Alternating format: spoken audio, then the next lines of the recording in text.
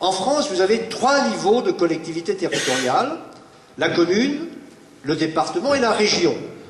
Une communauté n'est pas une collectivité territoriale, c'est ce qu'on appelle un établissement public de coopération intercommunale. Après avoir réformé la taxe professionnelle, après avoir réformé et gelé les dotations, après avoir, Bernard, vous en parlez, suscité des reconsidérations de périmètre et la carte de la coopération intercommunale, le président de la République et sa majorité ont donc décidé de revoir les compétences des collectivités territoriales. Le gouvernement et sa majorité ont dit on ne touche pas aux compétences des communes. On conserve ce qu'on appelle la clause générale de compétences des communes. Alors qu'est-ce que c'est que cette clause générale de compétences? Elle est libellée de manière très rapide dans la plupart de nos textes et dans les codes. La commune, textuellement, s'occupe des affaires de la commune.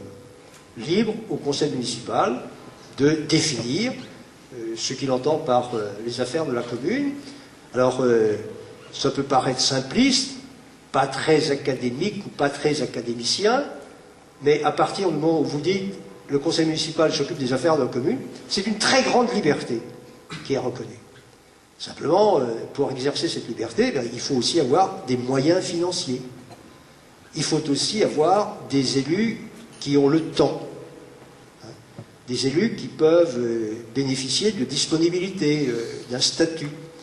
Il faut aussi avoir un personnel administratif et technique compétent. Il y a une véritable révolution qui a été accomplie dans les textes que nous avons discutés il y a encore quelques semaines. Cette révolution est la suivante. Région, département ne bénéficient plus de la clause générale de compétences, alors qu'ils en bénéficient justement.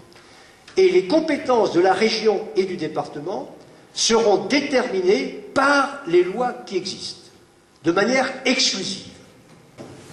Les départements ont une compétence en matière de solidarité sociale extrêmement importante. C'est l'État ou le Parlement qui décide, et puis de plus en plus, c'est les départements qui financent